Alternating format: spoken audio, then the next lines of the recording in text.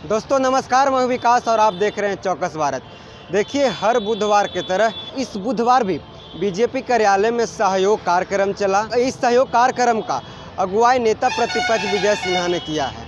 इन्होंने विपक्ष पर कटाक्ष करते हुए कहा है कि यानी कि महागठबंधन सरकार को बैकफुट पर आ गई, चौराहे पर आ गई है। वो दिग्भ्रमित हो गए हैं कि क्या निर्णय लें, क्या निर्णय नहीं लें। जिस तरह से गुंडे मनचाहे लोग आए दिन बिहार में घटना देखने को मिल रहा है, चाहे बिहार के हर कोने में हो। उन्होंने कई सवाल खड़े किए। उन्होंने इतना तक कह दिया कि बिहार सरकार के 2 मंत्री मुंह फिराए चल रहे हैं। यानी कि शिक्षा मंत्री चंद्रशेखर सिंह को 26 दिन बाद उन्हें विधानसभा में जाना पड़ा। वो विवश होकर गए, वो दबाव पे गए। और जिस तरह से आलोक मेहता यानी कि भूमि अंतर्गत मंत्री हैं, उन्होंने कहा कि जिस तरह से वो घोटाले किए हैं, वो मुंह छिपाए चल रहे हैं, जनता से बचने की कोशिश कर रहे हैं। बस पहले उस बयान को सुनिए, क्या कुछ कर रहे हैं विजय सिन्हा। पूर्व मुख्यमंत्री श्रीमती राबड़ी देवी जी जो तजिया को पूज रहे हैं और तजिया के पूजने के क्रम में उन्होंने क्या संदेश देना चाहते हैं तुष्टीकरण की राजनीति का। अरे आप सनातन हैं, अपने सनातन धर्म का सम्मान करते हुए वीडियो जारी करते तो लोग गर्व महसूस करता है। धर्मनिरपेक्षता में हर धर्म का सम्मान होना चाहिए, लेकिन ये नौटंकी नहीं होनी चाहिए। तजिया पूजने के नाम पर वोट की राजनीति नहीं करनी चाहिए। आपने जो वीआईपी बेल्ट है वहां पर तलवार भाला और हथियार लेकर के आवास में लोग पहुंचता है, नृत्य करता है, तांडव करता है। और पूर्व मुख्यमंत्री श्रीमान लालू प्रसाद यादव, आप क्या कानून का उल्लंघन करके जंगल राज का आभास कर रहे हैं। लोगों को बता रहे हैं कि जिस दिन मेरी सत्ता आ जाएगी उस दिन इससे भी बड़ा तांडव बिहार में मैं कराऊंगा। फिर से नरसंहार कराऊंगा, फिर से जंगल राज लाऊंगा और गरीब को, दलित को, अति पिछड़ा को, कमजोर को, उसकी आवाज को बंद कराऊंगा। अगर आप पिछड़ा की लड़ाई की शुरुआत करूंगा। चौराहे पर बैठे ये नेता यही खेल का भूमिका बना रहे हैं। पूरा बिहार की जनता को आप एक बार ठग चुके हैं जातीय उन्माद पैदा करके। बिहार की जनता जातीय उन्माद में नहीं फंसेगा। बिहार की जनता न्याय के साथ विकास चाहिए, सुशासन चाहिए। तुष्टीकरण की राजनीति का परिणाम आज दरभंगा के अंदर देख चुका है। आज पूर्णिया, कटिहार जितने सीमावर्ती जिला है भोग रहा है वहाँ की जनता। वहाँ जाति लोग भूल गया। वहाँ हिंदू के दिल के दर्द, बहू बेटी का इज्जत बचाने के लिए आपस में संगठित होकर के आज हमारे पास शिकायत कर रहा है।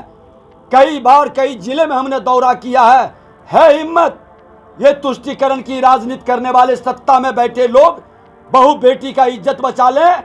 जितनी इज्जत लुटाई है महागठबंधन में, अधिकतर दलित, महादलित और अति पिछड़ा के बेटी का। अरे यहाँ तक कि भागलपुर में जिसका प्राइवेट पार्ट काट लिया गया वह जादव समुदाय की बेटी थी, और जो प्राइवेट पार्ट काटा था वह मुस्लिम अल्पसंख्यक समुदाय का था। क्यों कोई लीडर देखने नहीं गया था? बिहार को बंगाल और केरला बनाने का ख्वाब पूरा नहीं होने देंगे। और जो आवाज उठाता है उस पर केस करके जेल भेजने का तो हिम्मत है तो केस करिए।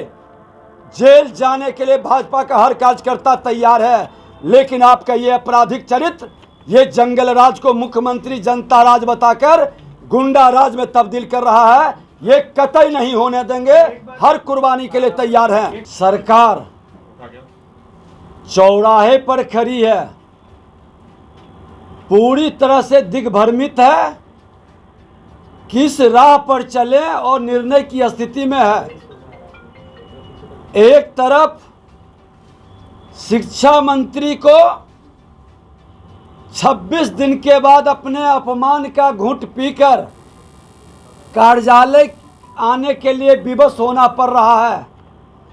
दूसरी तरफ भूमि राजस्व मंत्री मुंह छुपाए फिर रहे हैं कि कई करोड़ों की तहसीलदारी भ्रष्टाचार के आरोप से उनके ट्रांसफर पोस्टिंग रद्द हुए, और तीसरी तरफ यहाँ के शासन प्रशासन में बैठे लोग जो फरमान जारी कर रहे हैं कि बालू माफिया को जिला बदर करेंगे। तो जब बालू माफिया का सरगना सरकार में बैठा है, क्या सरकार से उनको निकालेंगे? सारे अवैध बालू का खनन, बालू पर रोक लगने के बाद अवैध खनन में बेटा में मर्डर हो गया। अभी नीलेश बालू माफिया के गोली का शिकार हो गया। इन माफियाओं को राजधानी में दहशत फैलाने के लिए क्या सरकार जिम्मेवारी तय करेगी? यहाँ के डीजीपी बतावें कि इन माफियाओं का संरक्षण किसके द्वारा है, उस पर क्या कार्रवाई कर रहे हैं, कैसे बालू का खनन हो रहा है। अरे खुलकर पूरे बिहार के अंदर बालू माफिया, दारू माफिया और जमीन माफिया प्रशासन के साथ गठजोड़ करके शासन में अपनी इच्छा के अनुकूल पदाधिकारियों का पोस्टिंग कराता है, और इच्छा के अनुकूल वो जो चाहता है वो करता है। सच्चाई है, उच्च स्तरीय जांच होने पर कई सरकार में कई बैठे लोगों का चेहरा उजागर हो जाएगा। इसलिए बरगलाने का, भटकाने का खेल नहीं खेलें। जैसे जैसे चुनाव आ रहा है वैसे वैसे ये लोग घबराहट में हैं। मुद्दा तलाश रहे हैं कि किस नाम पर हम जातीय उन्माद फैला सकते हैं, किस नाम पर हम अपने अपराध और भ्रष्टाचार को छुपा सकते हैं, और लोगों को, गरीब जनता की गाढ़ी कमाई लूटने वाले के चेहरे से भरमाकर INDIA के बैनर तले अपना साफ चेहरा दिखाकर वोट की ठगी कर सकते हैं। बिहार की जनता का आज 5,000 से ज्यादा लोग गोली का शिकार हुआ। कितना परिवार उजड़ गया, कितना बच्चा अनाथ हो गया, कितना विधवा हुआ है। सरकार एक श्वेत पत्र जारी करे। अपराध को रोकने में कौन सा बंधन था, किसका इंतजार कर रहे थे? जातीय गणना से अपराध रोकने में कहां बाधा बन रही थी?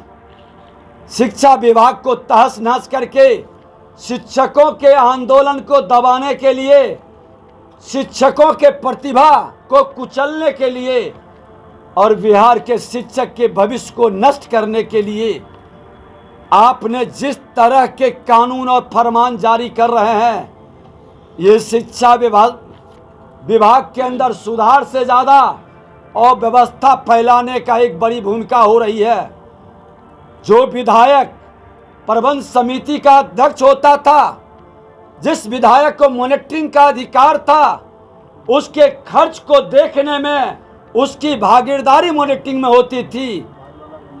आज आप ये कानून को लाके विधायिका को भी लज्जित कर रहे हैं। क्यों ये मानसिकता? आज सारे विधायक सत्ता पक्ष के हो या विपक्ष के हो, इसी मामले पर जब हम विधानसभा अध्यक्ष थे और पूर्व शिक्षा मंत्री माननीय विजय चौधरी जी थे, 17 पूरक प्रश्न की झड़ी लग गई थी और स्वीकारना पड़ा था कि विधायिका को जब जब कमजोर किया है तब तब अफसरशाही बढ़ी है, प्रशासनिक अराजकता फैला है। आज अगर जो शिक्षा विभाग के अवर मुख्य सचिव के पाठक बड़े सुधार कर रहे हैं, तो इसके पूर्व शिक्षा मंत्री अशोक चौधरी जी, माननीय विजय चौधरी जी सब नकारा मंत्री थे। माननीय चंद्रशेखर यादव जी सब नकारा मंत्री हैं। राजनीति से आने वाले शिक्षा मंत्री कोई काम के लायक नहीं रहे। यही साबित कर रही है ये सरकार। एक अफसर अगर जो चला सकता है तो फिर मंत्री की क्या जरूरत है? ये सरकार के कैबिनेट का क्या आवश्यकता है? पदाधिकारियों का साम्राज्य से ही राज चलाने की व्यवस्था बनाए, कहीं न कहीं लोकतंत्र को कमजोर कर रहा है और विधायिका को लज्जित कर रहा है।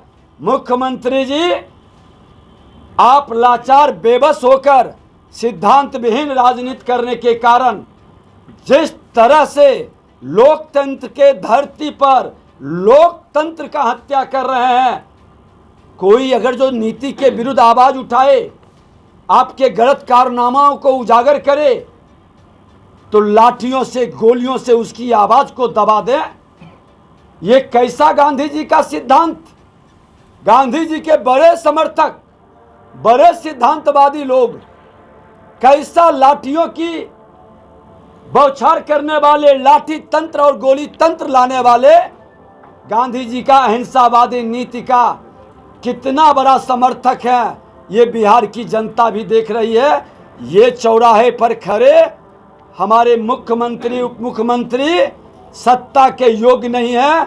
इनको किसी भी कीमत में सत्ता में बने रहने का कोई नैतिक अधिकार अब नहीं बचा है।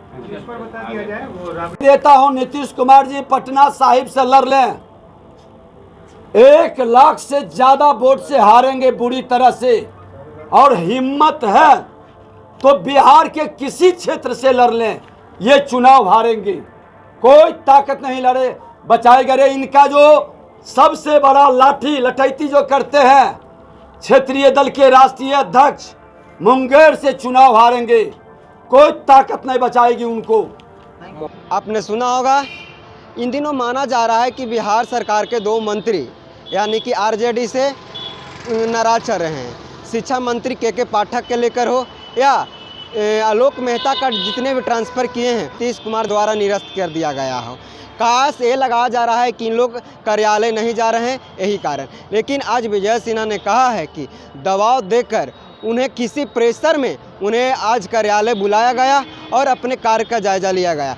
जिस तरह से बिहार सरकार बैकफुट पे आ गई है उसे पता नहीं चल रहा है, और उन्हीं के अफसर कहता है कि जितने भी बालू माफिया हैं उनको पर्दाफाश करेंगे। इन्होंने सवाल खड़े किए कि क्या जो सत्ता में बैठे सरकार के लोग बालू माफिया, बालू को बिक्री कर रहे हैं, उनका भी पर्दाफाश होगा।